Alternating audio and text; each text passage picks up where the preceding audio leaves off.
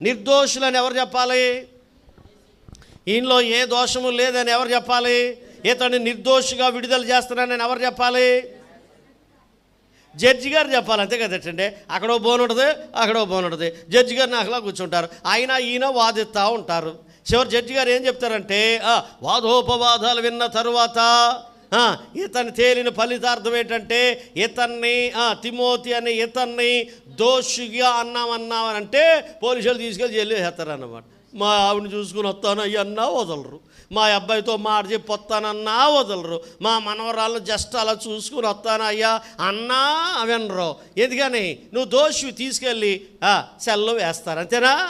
కానీ జడ్జి గారు మాట చెప్పాలి ఏమనంటే, తిమోతి అనే ఇతన్ని ఫలానా సెక్షన్ ప్రకారం వాదోపవాదాల ప్రకారం ఇతన్ని నిర్దోషిగా ఆ తర్వాత బయటకు వచ్చిన తర్వాత వీడు తప్పుడోడని ఎవడన్నా కుదరదు. ఎందుకంటే జడ్జి గారు ఏమిచ్చారు? ఇప్పుడు యేసు ప్రభుని నిర్దోష అంటాడా? నేనంటాను నేను నిర్దోష అని, నా సాక్షి నీకెందుకు? లేదా మీరు అనొచ్చు నిర్దోష అని, మీ సాక్షి నాకెందుకు? ఎవరనాలి? నువ్వు బోన్లో నిలబడినప్పుడు వాదోపవాదాలు జరుగుతాయి. అక్కడ సాతాను ప్రకటన గ్రంథం 12:10 ప్రకారం చదవద్దు, టైం అయిపోయింది. వాడు వాదిస్తూ ఉంటాడు. ఈయన వాదిస్తే నేను చేయలేదు అయ్యా అంటాను, నేను ఆడు చేశాడు అయ్యా అంటాడు. ఆడు చేసామో లేదో అక్కడ ఏముంటుంది చెప్పండి? గ్రంథం ఉంటుంది, వెరిఫికేషన్ చేస్తారు దేవదూతలు. అయ్యా తిమోతి ఫలానా రోజున ఫలానా గడిలో ఇగో ఈ పనులు చేశాడు, ఈ పనులు చేశాడు అంతా అయిపోయిన తర్వాత తిమోతిని దోషిగా నిర్ధారణ చేస్తున్నామంటే అక్కడ నల్లోళ్ళు ఉంటారు, తీసుకెళ్ళి అందులో వేస్తారు. ఇక్కడ అగ్ని ఆరదు, అక్కడ చికెన్ ఉండదు, మటన్ ఉండదు, కిన్లే బాటిల్ ఉండదు, టాటా వాటర్ ఉండదు, తాగడానికి మురుగు నీళ్ళు కూడా. ఓ మాట చెప్పండి, నరకం ఉందా? ఉందా? పాప నువ్వు చెప్పు, నరకం ఉందా? అయ్యగారు మీరు చెప్పండి, నరకం ఉందా? అబద్ధం కదా? లేదండి, భలేటు నరకం ఉందా? ఎంత బాగుంటుంది, నరకం ఉందా? మాట్లాడండి, నరకం ఉందా? ఏమండి మిమ్మల్నేనండి, నరకం ఉందా? అయ్యగారులు చెప్పండి, నరకం ఉందా? నరకం ఉందని తెలిసి ఎందుకు సినిమా చూస్తున్నావని, నరకం ఉందని తెలిసి లంచం ఎందుకు తీసుకుంటున్నావని, నరకం ఉందని చేసి సెల్ ఫోన్ అల్లో అంటున్నావు ఎందుకని?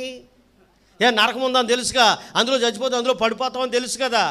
నువ్వు మారినదానివా మారినోడువా ఆలోచించుకోండి.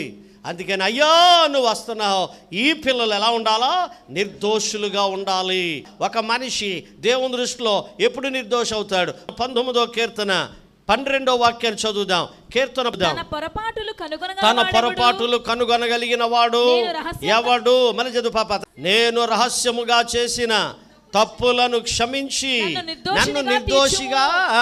అబ్బా ఎంత మంచి ప్రార్థన చేశారండి. నేను రహస్యముగా చేసిన చెప్పండమ్మా తప్పులను ఏం చేయాలా? అది ఒక యవనస్తురాలివి, నీ తల్లిదండ్రులు తెలియకుండా రహస్యంగా నువ్వు ఎన్ని తప్పులు చేయట్లే.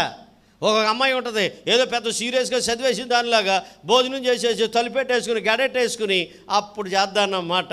వీళ్ళేమనుకుంటా పేరెంట్స్, పిల్ల ఇరగదీసేస్తుంది చదువు, అమ్మ బాబోయ్ అసలు ఎప్పుడు పుస్తకాలతోనే ఉంటుంది అనుకుంటాం. తీరా చూస్తే 0 మార్కులు వస్తాయి. ఏమంటే నేను చదివేనా? ఏదో డోర్ వేసుకుని నేను చూశానా అంటుంది, అంతేనా? దాన్ని ఏమన్నారు? రహస్యమైన పొరపాట్లు. వాక్యాన్ని అర్థం చేసుకోండి. మనలో, మీలో, నాలో, మనలో ఎంతమంది సీక్రెట్గా తప్పు చేసేవాళ్ళు లేరు? ఇందులో మీలో ఎంతమంది రహస్యంగా పొరపాట్లు చేసేవాళ్ళు లేరు? అందరూ పరిశుద్ధులమేనా? పరిశుద్ధులైతే ఓకే, కానీ నువ్వు రహస్యంగా తప్పు చేస్తే దేవుని సన్నిధికి వెళ్ళి ఒప్పుకో, లేదా నువ్వు దోషి అవుతావు. దోషి అయ్యావా దేవుని రాజ్యాన్ని కోల్పోతావు. ఒకవేళ యేసు ప్రభు వచ్చాడా, నువ్వు నరకానికి అర్హుడు తప్ప దేవుని రాజ్యానికి మాత్రం మనం అర్హులం కాదు.